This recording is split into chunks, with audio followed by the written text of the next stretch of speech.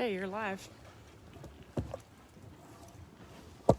Hi everybody, I'm Jess Cofell, part owner of Cofell Performance Horses with my lovely wife Lindsay. We're going to talk today about a few things. One of them is how to soften a horse's mouth, especially one that likes to gape his mouth a little bit. Another question we're going to talk about is how do we use schooling runs to help our show horses. Third one is my thoughts on Cavessons and the materials of them and how to set them up and use them. We're going to touch a little bit on trailering your horse and loading them. And the other one that people sent in as a question is, what do we do with our yearlings this time of year? What do we want done with them? Especially ones that we're going to get into training next year. For most of the comments that we're going to talk about today, things to kind of keep into as an idea is that they don't all work on every horse. Not every trainer agrees on anything because we get along with different horses. Biggest thing is you definitely have to have an open mind when you work with these horses, especially when you're starting to do things with Cavessons and trailering and anything like that. So that's just something to keep in mind as this conversation goes on. And the other one is definitely, we're always up to, if you have questions and anything that doesn't make sense, shoot me a text, call us, always glad to talk about it. So one of the questions that came into us was how to soften a horse that likes to gape his mouth. So for anybody that doesn't understand what we're talking about, so the horse is stiff in the bridle, he's not soft in his belly, he's not moving around very well, but as soon as you touch him, he opens his mouth, he hangs his head or hangs his mouth open, which is a very undesirable thing from a show point of view because it doesn't look well, it doesn't look like the horse is comfortable. And from a training point of view, we back that up right into the training. If we have a horse that gaps his mouth as we're training on them, they're not soft in the body. They've given me their jaw, they haven't given me their whole body, they haven't given me their backs, they haven't given me their whole spine. So the first thing we're going to do with a horse that gapes his mouth is I tell everybody, let go of them for a minute. You will pull on them, don't get me wrong, but you need to let go of them for a minute. Instead of holding on to them so long, they just sit there and open their mouth. And usually when they open their mouth, they'll kind of move it side to side. Is let go of that horse for a minute. Then when you do take hold of him, make him turn 90 degrees, make him stop, make him back up even harder, make him do something bigger so that he gets the idea that whenever I take hold of that bridle, he has to give me his whole body, he has to move his feet, he has to do something for me. I will go to that before I will go to a Cavesson. I like to work them and play with that before I go to a Cavesson. Then when I go into a Cavesson, which was going to hold their mouth shut, a couple things I'm very clear on with this horse is I'm going to leave that Cavesson just loose enough that I can maybe put a finger or two in between his jaw and that Cavesson, because I want them to let them open it up a little bit. I want them still to be able to breathe properly. I still want them to be able to move their jaw a little bit. And then once they open it to a certain point, maybe half an inch out, then that Cavesson is going to grab hold and it's going to say, hey, don't do that. Compared to if you tighten it really, really tight, then they just get used to my mouth is shut and they don't have that option and they're not super comfortable. And then when we show, especially in the Western disciplines, we can't show with a Cavesson like an English horse can. Once we take it off, if they're so used to being always tied tight, you take it off and then they go, oh, I'm free, I have a different feeling, and then they realize that. I want it to be just loose enough that it's not uncomfortable and they can't feel it until they open their mouth up. A lot of it, when it gets into gaping their mouth, is because somebody's just hanging on their mouth long enough. They're stuck there and the horse just gives up and just gives his jaw instead of his whole body. So it's a lot of moving his feet, making him know that every time I raise my hands to the right, he's going to move his feet to the right. Every time I bring him back like this, he needs to really give his spine and roll up and bridle up into that bridle. So that's my opinions on the gape in their mouths. Some horses are more comfortable that way, like when we show them. I mean, I've seen horses, even if they're not resisting or not being well, even if somebody just drops their hands in the bridle and runs, some horses do like to open their mouth a little bit. I'm more concerned with if their ears are comfortable and they look comfortable. If their mouth is open just a tad, and there's a level to that, but they still look comfortable, that's where I'm going to show them. If their mouth is open a little bit and they look concerned and then look scared, then that's a problem I need to address in that training. So a lot of that comes back to, again, let go of that face, and then when I do take hold of that mouth, does it mean something? Not just I'm going to hang on there for a long time. That's my opinion on most of those horses, is they just need to let go of and then brought back up to make something happen. It kind of goes into the one question then on my thoughts on Cavessons and materials. Materials I don't think is very important. I mean, over the years we've used everything. You know, you can buy little string ones. You know, they're cheap, they're easy. If you lose one at a horse show, you don't worry about nothing. One of the ones I really like are just a nylon strap, maybe about a 1/2 inch nylon strap. They're good, they're sturdy, they last forever. They're a little more money, but you know, they're cheaper in the long run because they last. And the leather, you know, I love leather. Unfortunately, you're putting that on a horse's body, and if you're working them, they're going to sweat, and they sweat in their faces, and then the leather breaks down over a long period of time. So if you don't take care of it, oiling it, taking care of it, the leather has its disadvantages. But they do ride really nice. There's some weight to it. It stays down on their horses where it's supposed to be. We have some that are made out of like old lariat rope, like roping ropes, lariats. We use that rope, and they're a little stiffer, so when that horse opens his mouth, you know, he gets that 1/2 inch and then it hits it, and there'll be just a little bit of bite there, so he goes, oh, I don't want to open my mouth there a little bit. They all have their places. So a lot of the 2-year-olds, if I'm going to put one on a 2-year-old, I'm going to use a string one. I'm not going to get into a big heavy rope yet. And then as they get more broke, it becomes more serious. One thing with the Cavessons that I see quite a bit is so many people want them so low in the horse's mouth.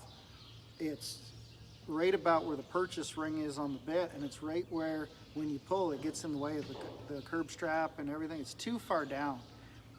With a well-set Cavesson, it needs to be fairly high up on the in the jowl, so that it's close up to the cheek almost, because the horse is going to open his mouth from his whole jowl goes way up into his skull. So you want it fairly high up so it's out of the way of that bit, and it doesn't get into that problem with when you pull the bit. You're pinching them with the bit in between that and the Cavesson. Materials really, you know, doesn't matter what you really use. I mean, I've seen everybody use binder twine right up to really fancy ones, and the end result is if they're placed properly and used properly, you'll get the results you want. You know, I go with what's practical, and for me, those little 1/2 to 3/4 inch nylon ones are really good because they just last so long, and the strings are great just because I'm cheap and they're really cheap to buy, so you don't worry about having them around the barn. So that's why I use those ones. One of the questions we have sent into us is, how do we use our schooling runs? So whether we show any event you're ever going to show, your horses will get used to patterns and routines. Oh, shoot. We got no internet. Is there a problem? Oh, keep going. This is low internet now. Keep going. Okay. Hopefully I'm still on. So horses get used to patterns and routines. In that, when we show, as soon as that horse is anticipating us and thinking ahead of us, that becomes a problem into the quality that horse the look of the show, the look of the performance. And that doesn't matter whether it's a timed event, it will slow your horse down. There's a point where they need to know their job, they need to want to do their job, but they have to wait for me to tell them to do it. All the events that I do are judged events. The reiners, the cow horses, and the ranch riders are all judged events, but them horses really need to know what they're going to do. When I'm running down into a stop, the horse knows he's going to stop, but if he's anticipating me, then we're going to lose the quality of the stop.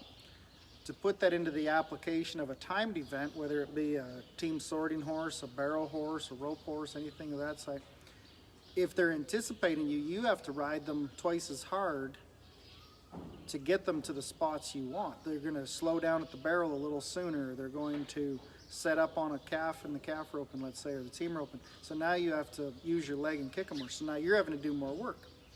So we'll use schooling runs to keep them clean about that and keep them running where we want them to go, so that we don't have to do all that work and then it looks rougher. So on a schooling run, we will do it multiple ways. We have paid warm-ups at the horse shows. We have I'll take babies to club shows all the time, little $5 entry fees at a local club show. Or we even set part of those up even at home. And we start to do parts of patterns, and then once the horse starts to think about it, we bring them back to us and we say, hey, that doesn't work. If I'm working one on a cow, let's say, and he wants to anticipate and not rate that cow just right, instead of going down and always turning in the same spot or stopping in the same spot, I'll simply just keep tracking that cow around until that horse says, okay, I'll wait for you to tell me when to go do that job. When we use them for our horses, a big thing that I like to do is I want my students and me, when we do paid warm-ups on especially older horses that have been there, done that, I want them to wear their chaps. I want them to wear their hats. I want them to prep their horse the same way as if they are at a show. If we set up a good schooling show, we have an announcer, we have a judge, we have chairs, we have people sitting there. We'll make noise like it's a crowd cheering. We try to mimic all the stuff that a regular class would have, because the old horses, they know when it's different. Then when I go through, I walk in the gate just as serious as if I was going to show, to tell that horse I'm here to go show. I might go up into center, I might lope off, I might do whatever maneuver I want to work on first, and I will let them lope off just as if they're showing. Make them think, hey, yeah, this is a show. We are here to play the game. And then let's say that horse gets maybe a little ahead of me, wants to be a little faster than I want to.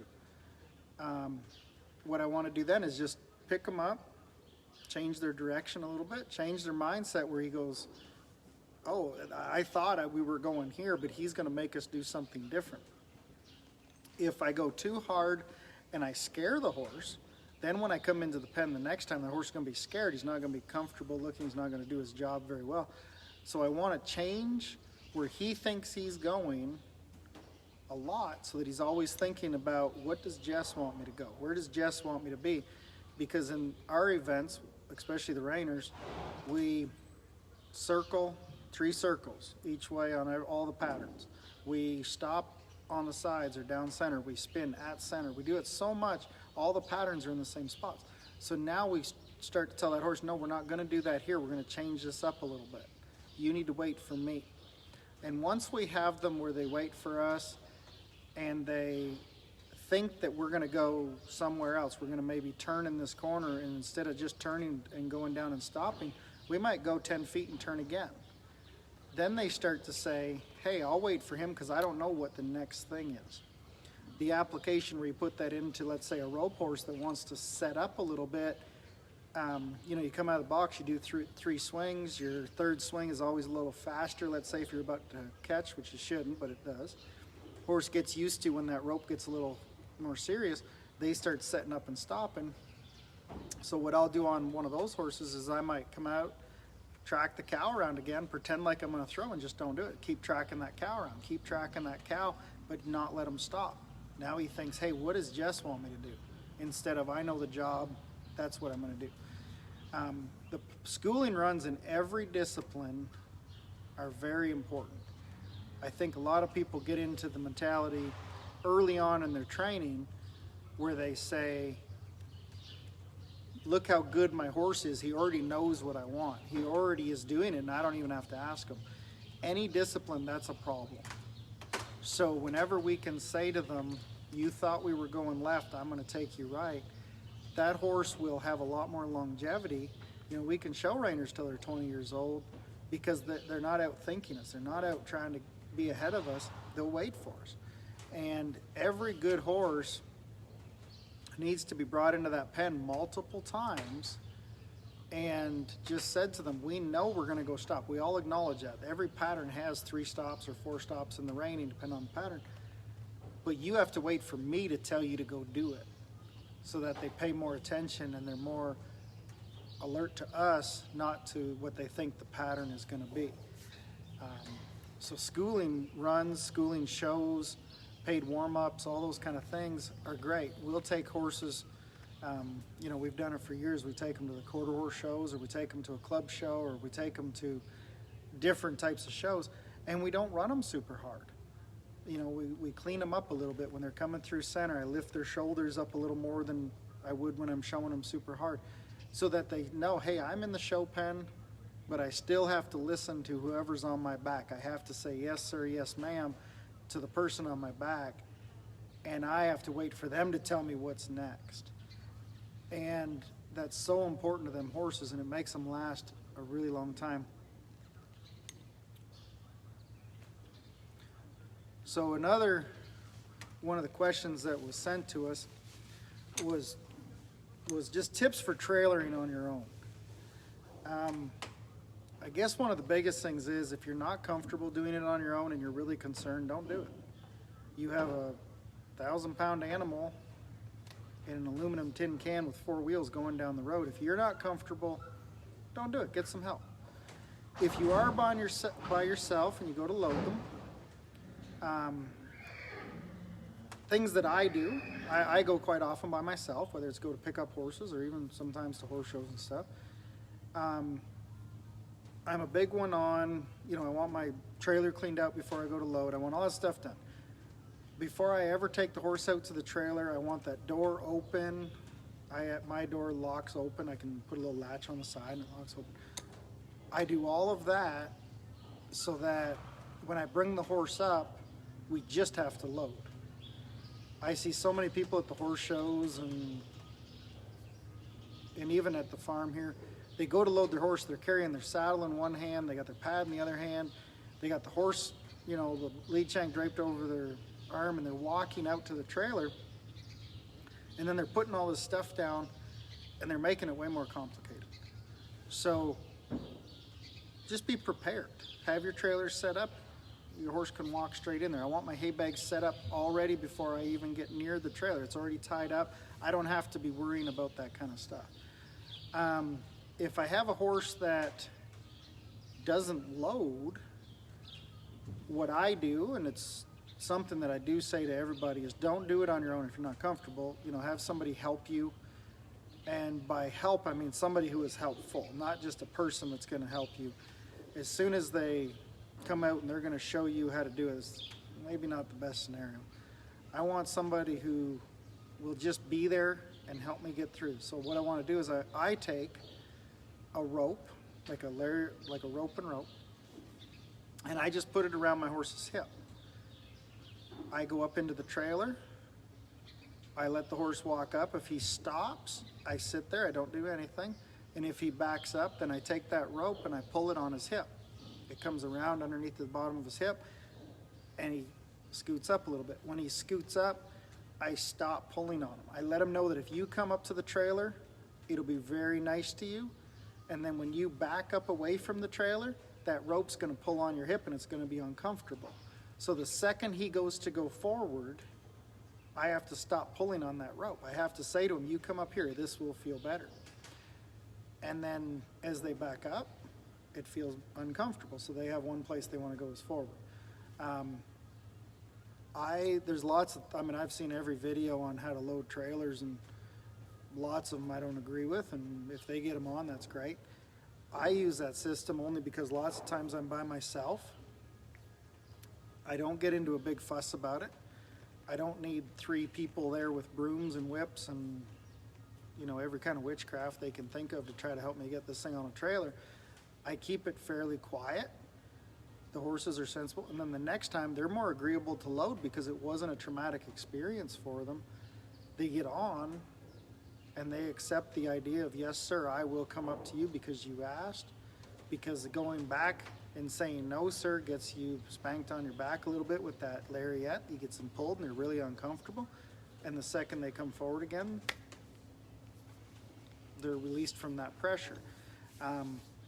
The more people you have, it's usually not the better. There are certain people that are good at, you want somebody staying calm and just getting the job done. One of the biggest things I see a lot of people do when they do go to load them is they stand right in the doorway, chirp to their horse and say, come on Flicka, come to me. And the horses don't know where to go. You're standing in the doorway. They won't walk over you to come into this big giant tin can you've wanted them in.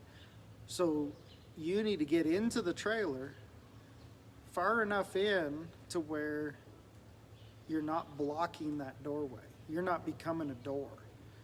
So when I walk in, my big thing is I don't even want to look at my horse. I just turn around and I keep walking. When I feel that lead shank get tight, then I know he's stopped. Then I can go work on that. But every time I'm doing that, I want to stay out of that doorway. And it's definitely one that I advise a lot of people. If you're uncomfortable loading your horse, get some help. You know, come to the farm and get some good help. Other things for tips for trailering your horse that I think a lot of people maybe don't discuss enough is, like in Ontario, for our trailers, like our farm trailers, we have to do a yearly safety inspection, and I do 2 on ours. I do one every spring before we go hauling quite a bit, and then traditionally in the fall I like to head south a couple times to some sales and some shows and put on a fair number of miles, and I send it in for a second safety inspection. I like to know that nothing, I shouldn't say nothing, but anything that could have been prevented I can fix at home. The idea of bearings and brakes and all that stuff, I don't want to worry about it when I'm on a trip, because then I'm anxious the whole trip. Then when I go get my horses, I'm worried what's going to go wrong. So I send my trailer in for a safety inspection twice a year. We check them every time we haul them out. I always check my air pressure in my tires, and whenever I stop for fuel, I feel my hubs to make sure they're not warm. We make sure our lights are all working. You know, the doors are how they're all supposed to be working, because there's nothing worse than worrying about what might happen. And even when I stop for fuel, quite often I'll just peek in, we have a gooseneck trailer, and I'll peek in the back of the trailer or back of the truck and just make sure all the safety latches are where they're supposed to be. Did anything shake loose? Did anything happen before I get going down the highway at 100 kilometers an hour? I can, just fix it right there. Doesn't hurt to just keep looking at that stuff. Try to be as prepared as possible. When you're loading, have your hay loaded beforehand, have that stuff done, and it just puts you in a way better mindset to go load a horse and go traveling down the road.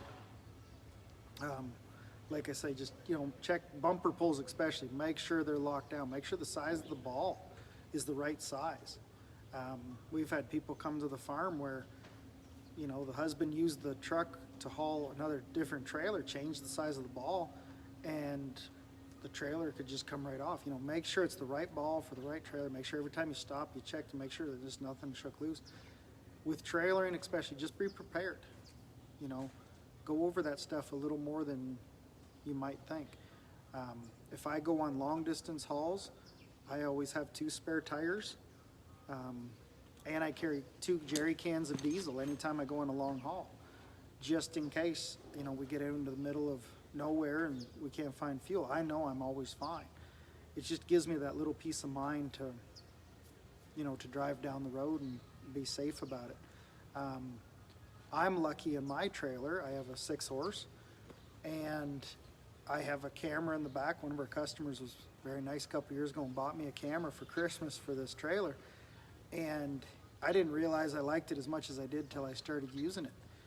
I can keep an eye on my horses as I'm driving down the highway, and especially when we're bringing yearlings up from sales or hauling young horses around.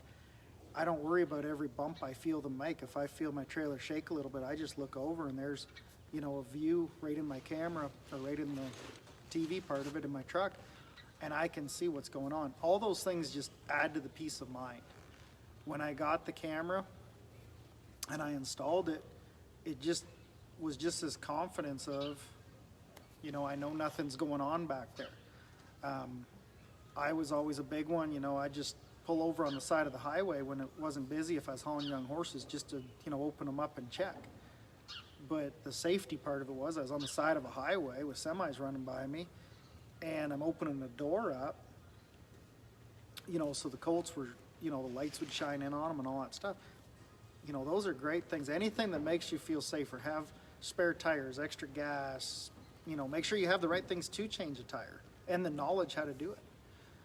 So when your trailer and your horses, you know, there's a lot that goes into it, but it's just being prepared. That's a huge thing. Becky wants to know how much shavings in the trailer. How much is too much? I don't think there's like a magic thing on how much shavings. You know, it keeps them a little cleaner. You know, when they make a mess in the trailer, it goes into the shavings and doesn't just go around.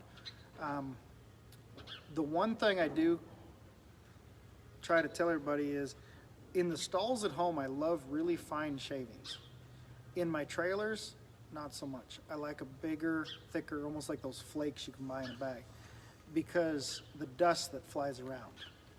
And there's not a magic thing. Everybody has their own amount that they like. If I wrap a horse, I use very little shavings, because I've seen more horses, you know, you wrap them or put shipping boots on them or anything like that, they paw. Now the shavings gets underneath those wraps, and inside there it gets really dusty and dirty, and you know, you kind of have to play on what you like. If I have a stock trailer or I know my doors are open, you know, there's going to be a lot of dust flying around in there. There's going to be a lot of dust when you go down gravel or like dirt roads and gravel roads. So you just have to play around with what works for your trailer and your horse. If they're wrapped, I like a little less. You know, if I'm trying to bed them up for more absorption of shock, then what I'd be more apt to say is put a second set of mats in. You know, it's a little expensive right off the bat, but you put a second set of mats in, you put more rubber underneath them, and that's where they're going to get the shock absorption from. And then the other thing with the trailering that I think goes with the safety idea, for a lot of people, like I pull up my mats quite a few times in a summer. I pull my mats right out, I hose down the floor, and I'm checking for any little cracks, any kind of wear marks on the floor. It happens. Aluminum or wood, doesn't matter. You pull them up and wash them out underneath the mats. The shavings will help with the urine getting underneath the mats. If you can absorb it that much on really long hauls, it'll still get under there. But, you know, for me, I'm only going to put maybe an inch and a half of shavings on my trailer, and I try to make them be the bigger flakes, not the real dusty stuff. As compared to like at home in my stalls, I like a really fine shavings here. The other thing with hauling is definitely knowing what all the rules are in the areas you're going to. You know, Ontario has some different rules compared to Michigan, compared to wherever you want to go to. So that's a very important part of it too, is just knowing the rules of where you're going to go to for weights, for safeties and stuff like that. And those are really easy to find anymore on the internet. You just Google them and they're all right there. Another question we had was, what are we doing with our yearlings? I know there's lots of videos right now going around on the internet. You know, everybody's starting their yearlings. They're already putting saddles on them and stuff. Not my cup of tea. My yearlings, they're haltered. We can go catch them. I've brought them in a couple of times. In the last month, I've brought them in a few times. They lunge around the round pen to some degree. I'm not going to say that they don't look great. There's not a sale video yet of those. I don't like when I look for yearlings, I don't love seeing a yearling that's really broke. There's a lot of debate to when you should start your yearlings as far as saddling and stuff goes. That is more an individual horse case, I think. I've had some that were big enough to start as early 2-year-olds, and I've had some that just, we told the owners wait till it's 3. We here do a lot of non-pros, and our theory always is a sound 15-year-old is worth way more money than a broken down young horse. And I like the futurity game. We do young horses. I train young horses. I love the futurity game. But there also needs to be a limit of where you start them to which ones will make the futurity game. I believe my yearlings need to be quiet enough that they halter, they tie, I can move them around, and they have basic respect for me. They're not going to run me over. They're not going to do anything like that. But I want them to, they'll tie to a wall. I have a tie post outside. I can tie them up. When we go to yearling sales, a lot of those have had like 3 months of a lot of lunging. They've been fit up very, to be heavy and fat and good looking. That's fine for some of them, and that works. When we buy them yearlings out of the sales, the first thing we do is we come home and we just kick them out in the round pen for a month or 2, just to let them settle down a little bit, let their bodies just be young again. I don't think yearlings at this time of the year need a whole lot done with them, other than just basic, I can handle them so that they're safe and I'm safe. And then the same as when they get into B2s. The ones that are talented and nice, they're going to step up and be nice 3-year-olds. You don't have to worry about them. And the ones that aren't, maybe you need to wait till they're 4. Putting a saddle on them doesn't hurt. Letting them run around the round pen doesn't hurt with a saddle on. I just caution everybody about really making them do a lot of stuff. As yearlings, you ask the vets, and they're not developed yet. They're not ready to do that kind of work, no matter how big they look and strong they look. And that's a lot of stuff when you start working them as yearlings too early. You don't see it until they're 10 years old, and 8, 9, 10 years old is when you really start to see those problems. And unfortunately at that point, everybody points the finger, oh, it must have been because it wasn't what I did as a 2-year-old, but in reality, the numbers speak for themselves. You take it easy on them yearlings, ride them 2-year-olds, but ride them nice and slow and daily work and, not pressuring them. They'll be much better 5, 6, 10-year-olds. We have a bunch that are, teenagers that still show and stay sound while doing it. And I think that's a very important part of that. The yearlings that are not big but strong, more so in their bones and their knees and their stifles, the good ones will always step up and shine, and you can just tell which ones can be rode differently. But at this age, it's so important to look at them as an individual on which ones should be rode early. Not just all of them should be worked. And especially in the round pens, I'm a big one on, I want to go straight with my yearling, yearlings. I want them to run out in the field. I want them to go straight. I don't want them to just go around in a little circle in a round pen where they're always twisting on them stifles and hocks. I want them to go straight. And then even my 2-year-olds, I want them to do a lot of just loping, just straight out loping. And they'll circle, they'll go around, and they'll circle, and they'll stop, and they'll spin. But I don't want it to be a lot of repetitive stuff. I just want them to lope out and be comfortable, because a happy 2-year-old is so much easier to train as a 3-year-old. They'll catch up. You might think you have a great young horse, but those happy ones will always catch up and overtake one that has been rode hard at that it seems weird, but we already are starting to see videos of people on their yearlings. But my belief and the way we like to do it is them yearlings stay out in that field, a little longer. They haven't had a lot done with them just quite yet, and everybody wants to be in a rush. But raising babies is a lot about being patient. And as far, and that gets into that fraternity horse stuff, where a lot of times, like everybody says, well, I want to do the fraternities, and this is the one I have. Well, unfortunately, you have to listen to that horse, and maybe he doesn't want to be a fraternity horse. Maybe you didn't buy the right fraternity horse that was the maturity that you wanted to be at a young age. Save them till they're older, or, if that was such a high priority for you, just sell that one and get a different one. But don't crash on one just because you wanted to be there. Those yearlings, let them take time to grow up.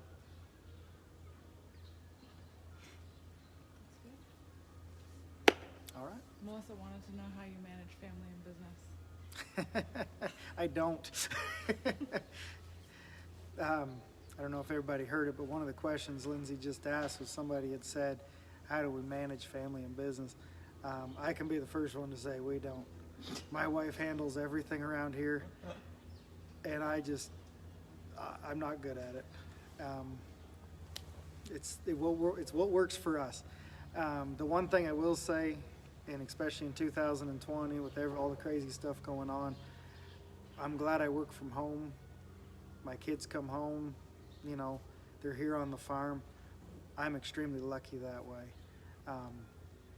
The biggest thing with this business and families is just keeping everything in check, as far as like I can get caught up on, I'll just ride some on Sunday, or I'll go out to the barn and do this, or it's hard to get in at a specific time at night, and it sucks sometimes, because sometimes I have to be out at the barn, if a horse gets sick or something, I have to be out here. But it is a whole lot more fun when I can get done in a day and see my kids. And on Sundays we have just a little trip down to the beach, or just even spend some time together. This is a hard business to manage all that stuff in, and anybody that says they have it figured out, I'd love to talk to them, because I know we don't. Maybe we should. Maybe I should BS more and say we do, but we don't. Any of these questions, like I say, anybody that wants to call me and stuff, or we can explain things even better. I hope it helped a few of the questions. Thanks for tuning into this. It's been a big learning curve for me. Lindsay's been doing a good job with this. Next week, we're going to do one together, answering some questions on the online program, how that's all working and where it's going to go from here. Hopefully you can send Lindsay a whole bunch of those questions, and she can answer them all, and it'll go from there. Thank you very much for tuning in, and since it's Thanksgiving weekend, we hope everybody gets to see your family in some way, shape, or form this year. It's definitely going to be different, but happy Thanksgiving, and we'll see you next week.